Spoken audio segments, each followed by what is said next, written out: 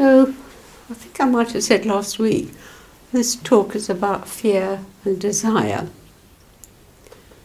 I was struck by somebody's openness when they wrote on the Throssel Facebook page how they were at this time of the coronavirus pandemic, how afraid they were. And they suggested people join to meditate together at 7:30 each evening. And this is happening all over the country, not just where she lives. And I assume it must be helping those participating to experience their interconnectedness and thus assuage the sense of isolation.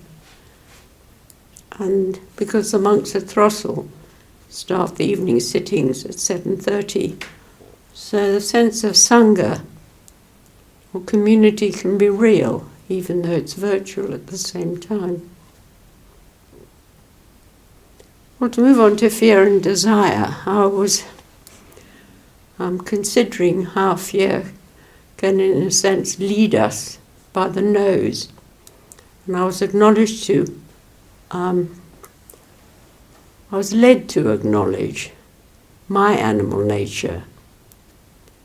And yet there are differences in how animals and humans deal with fear. So picture for a moment an impala grazing peacefully, and suddenly it springs into action and off it goes because it sensed danger. For instance, maybe the presence of a big cat, perhaps a cheetah, stealthily circling closer and closer. However, when the impala has put a safe distance between itself and the predator, it somehow shakes off the adrenaline that is coursing through its body and sets to calmly grazing again. It's different for us humans, as we're inclined to go on pumping adrenaline long after the stressor is nowhere there. So why do we do that? I wonder if it is because mentally we continue to conjure up the threat. And I, for myself, when I learnt a few days ago that UNICEF had planned to fly my son out of the United Nations compound in Baghdad, as it would not be possible to adequately offer medical care for all the workers there. And people were bused to the military airport only to be met by chaos. Flights setting off and then returning almost immediately, luggage being lost, somehow finding oneself in any number of different airports, and last of all was Heathrow, which is where he was heading. And I found adrenaline certainly started pumping around my body, and I could see I was keeping the sense of dread and loss alive by imagined scenarios of never seeing my son again. I kept remembering that when he was a young teenager, I kind of expected he would die before me, and then I would anticipate a knock on the door and a policeman standing there to say, "Oh, I'm terribly sorry." And so I did a lot of meditating with a palpitating heart in those days. However, this time I managed to put down again and again, thought after thought, and began to be more accepting and at peace. Part of this was knowing that there was nothing I could do to help the situation, so I simply opened my heart to it. The flow goes from heart to heart. The great river, the great sea, flows from one heart to the other. Maybe this is how to risk loving deeply. And I had a sense that it was because of my forgetting the flow of uji, the flow of emptiness. And that I was living in the past and in the future rather than in immediate now of that every moment. As Naomi Shihab-Nye wrote in her poem Kindness, before you know kindness as the deepest thing inside, you must know sorrow as the other deepest thing. And so that helped me see the deep connection between impermanence and love. Truly recognizing that someone or something is impermanent in a paradoxical way frees us to truly love them. I stopped thinking of how I could possibly deal emotionally with the loss of my son. Rather, I offered him our enduring love at what must have been a very testing time for him. I sat quietly, took a deep breath, and acknowledged my fear, apprehension, uncertainty, and helplessness. Again and again I put all these disturbing feelings in the lap of the Buddha and found that there can be an exquisite and sacred aspect to impermanence when there's no self in the equation. And gratitude for all I receive each day flowed through that day and continues to flow through all subsequent days as I live them out. What came to mind, these lines from Mary Oliver's poem, The Summer's Day. What do you plan to do with your one wild and precious life? So what do you plan to do with your one wild and precious life?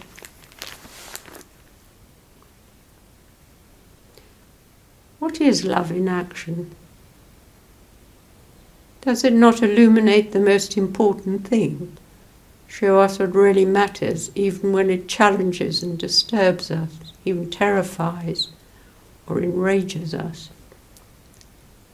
Our Buddhist practice opens us to what love is, and we expand our view to see it is not solely about feelings, which are often founded mainly in romantic love and love of family and dear friends. It's deeper and wider than this. It includes all beings in all worlds. There comes a willingness to extend oneself for the purpose of nurturing one's own and other spiritual growth. This requires action, the active concern for the life and growth of all that we love, both animate and inanimate. There is a way beyond fulfilling our desires. The love I'm speaking of holds a different dimension, a dimension that is all-inclusive and selfless. It reveals undividedness. Here's a recent comment from Sarah. My initial response to the coronavirus was a strong sense of purpose, possibly born of worry, a kind of clarity about how to act, even though the things I could do were quite small. As this strange situation has become a new normal, though all my usual doubts about how best to use my time come up, what I have been finding helpful is realizing that it's not so much about what I do with my time as how.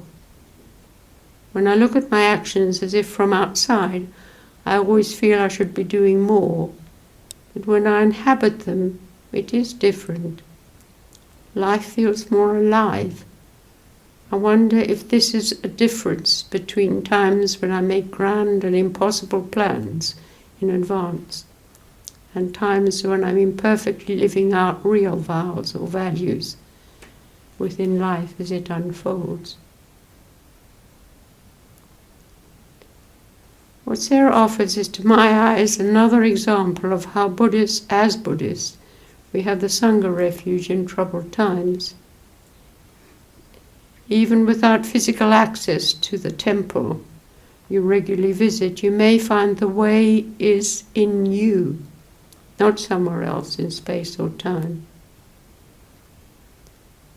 If that kind of self-transformation is being realized in you, you will arrive in the realm of truth. Our Sangha refuge, like the refuge of Buddha and Dharma, is at the center of our training. It's up to us to make our Sangha refuge a place where there is harmony and peace and understanding. We can create the refuge in our daily life together as we remember each other with love and compassion. If love is there in the community, it will be nourished by a harmonious sense of community. Then we won't move away from love.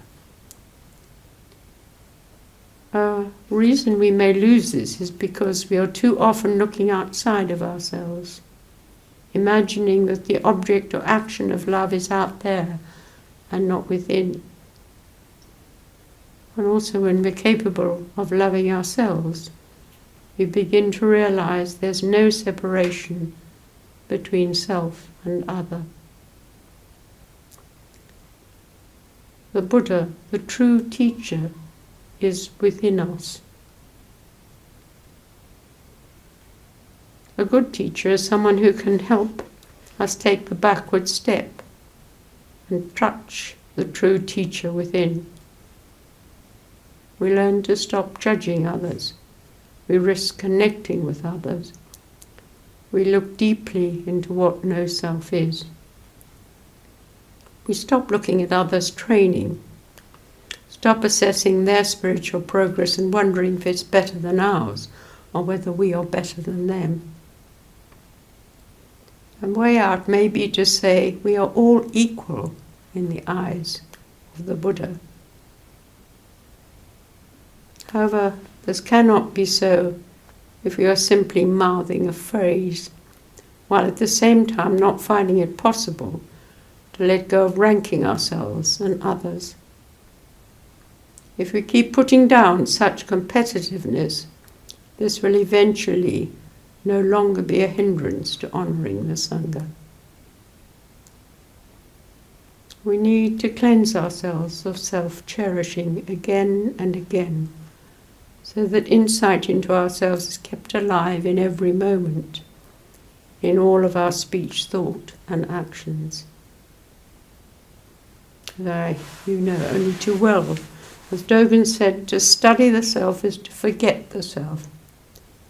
To forget the self is to be actualized by myriad things. When actualized by myriad things, your body and mind, as well as the bodies and mind of others, can drop away. No trace of enlightenment remains, and this no trace continues endlessly. So I'm suggesting that we cleanse best when we forget the self. We may need to drop the self again and again, and even when in Zazen we touch the emptiness of self. We may find that when we get up from our sitting place and begin interacting with others, the small self-centered self rears up its head again, and our body and mind, as well the body and mind of others, has not dropped away. For we are focusing on the small frightened self that perhaps feels hurt by what someone has said or done, or we feel inadequate when we hear or read something someone else describes so well. Training with others offers us opportunity after opportunity to explore the feelings of inadequacy. We begin to see that comparisons are odious, and that practice is not about fulfilling desires to be the best trainee ever. Such desires may not have been acknowledged by us. We may so thoroughly cover over fear and desire that even if a spiritual friend attempts to point something out that we are ignoring, we fiercely deny their insight.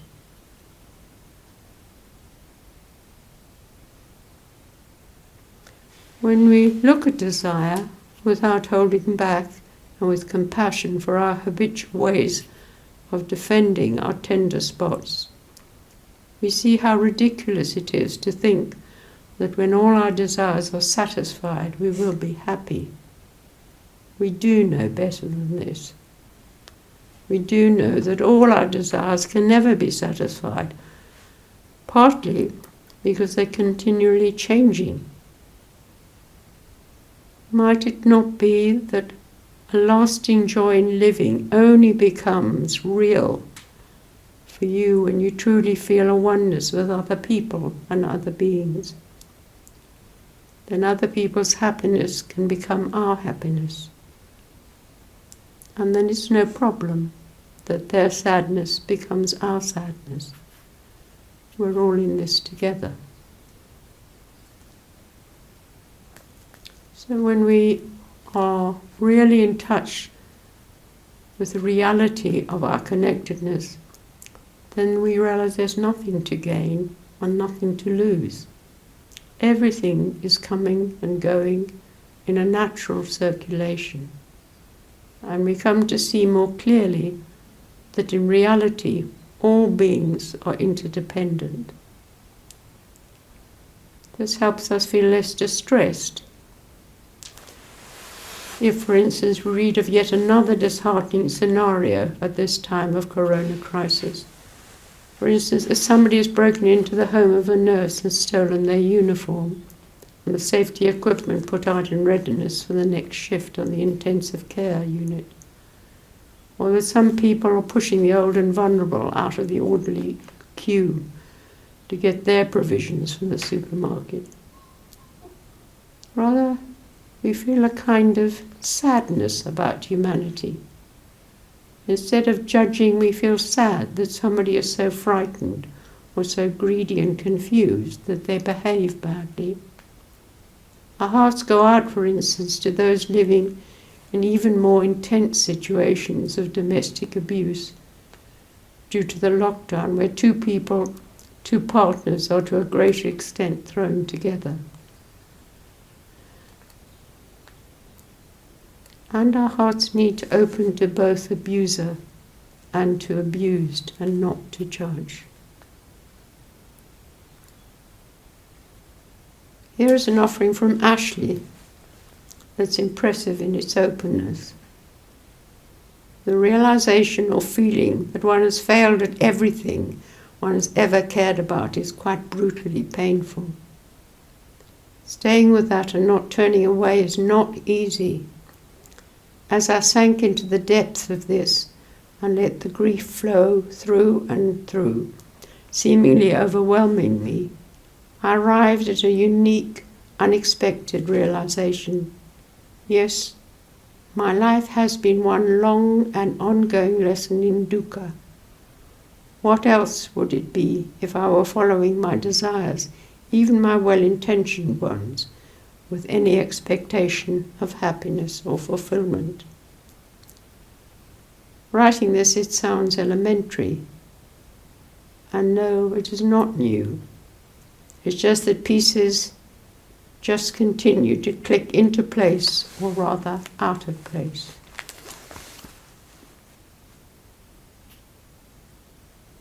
So now let's move on to fear about death and dying.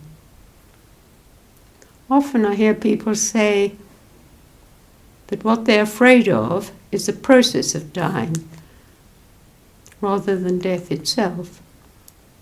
And to die of the coronavirus without medical assistance must be terrifying, as breathing becomes more and more difficult and the sufferer knows they are suffocating. And here are a few examples of people I've been with when they were dying. One was my father, who hid his fear of death under a fierce anger as he cursed and rattled the railings that had been put around his bed to prevent him from falling out of it, throwing himself out of it.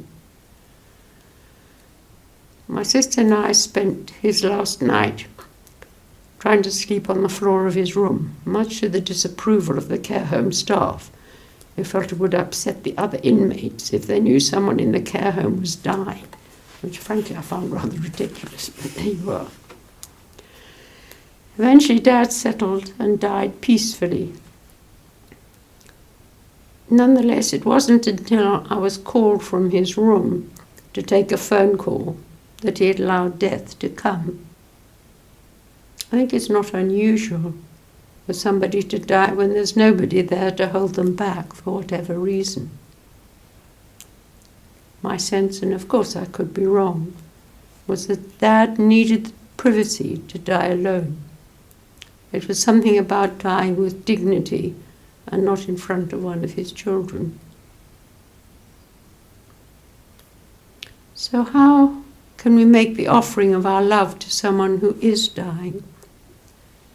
Is it not by letting them be, letting them make their own decision about when to die?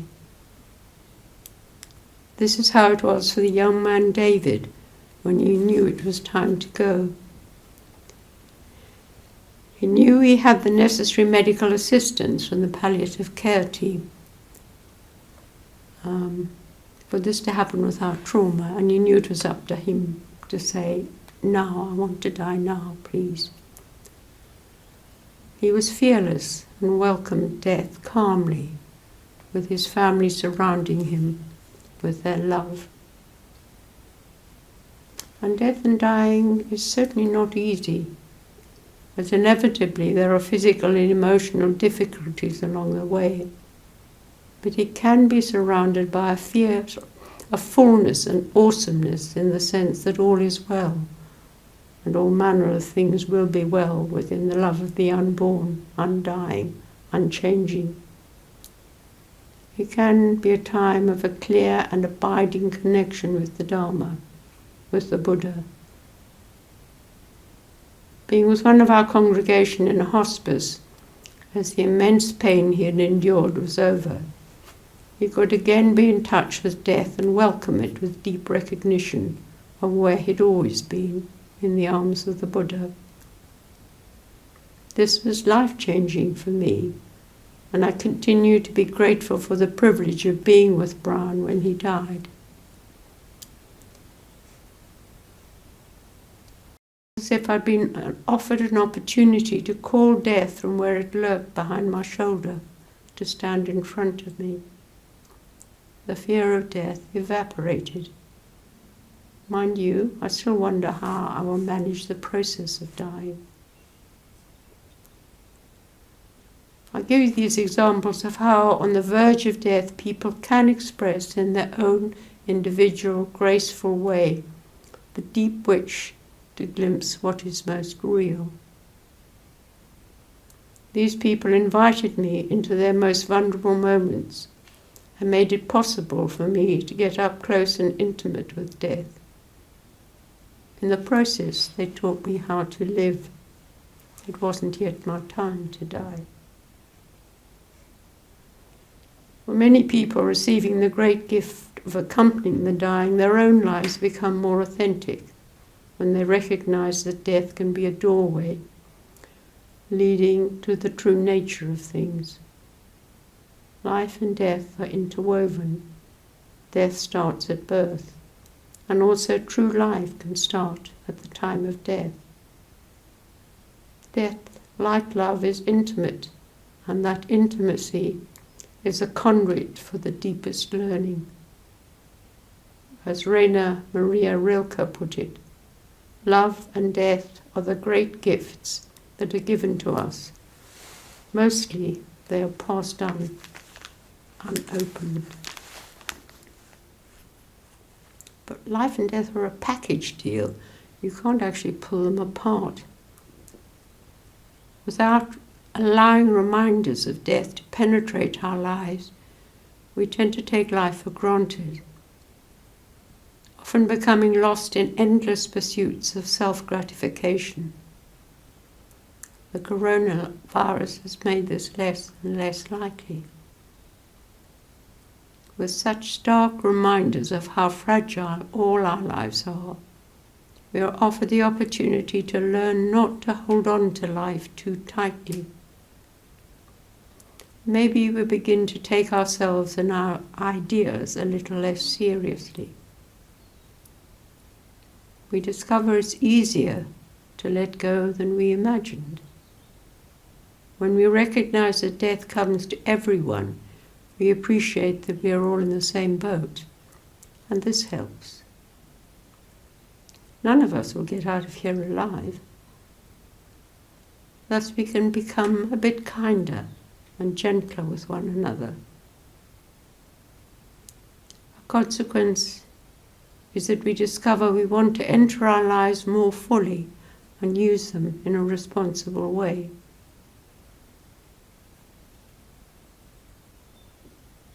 Death is a good companion on the road to living well and to dying without regret. And we see that dying is in the life of everything. We become aware of the fundamental truth that everything comes and goes, every thought, every act, every life. And death might be the hardest work we will ever do in this life. It doesn't always turn out well. It can be sad, cruel, messy, beautiful and mysterious, all at the same time. Life and death will change us all. We will be different in some very fundamental ways. For something new to emerge within us, we must be open to change. We learn to confront the uncertain nature of this life. Resisting this truth leads to pain. When you can live a life illuminated by the fact of your death, it informs your choices. You can learn a lot about living fully when you get comfortable sitting with death. Imagine if you regarded dying as a final stage of growth that held an unprecedented opportunity for transformation. Could you turn to death like a wise teacher and say, "How then shall I live?" Death opens us to the deepest dimension of our humanity, to an intimacy with ourselves and all that is alive. Spiritual traditions have any number of names for the unnameable: the Absolute, God, Buddha nature, True Self. Here are a few. All of these names are too small, however. In fact, all names are too small. Translate the terms in whatever way helps you connect with what you know and trust most in your heart of hearts. Then your ability to sense your experiences becomes subtler and more penetrating. In the discovered stillness, you will be able to perceive the presence of these innate qualities. They are more than emotional states, though you may feel them at first as emotions. They are your inner guidance system. Sogyal Rinpoche wrote, "Whatever we have done with our lives makes us what we are when we die, and everything, absolutely everything, counts."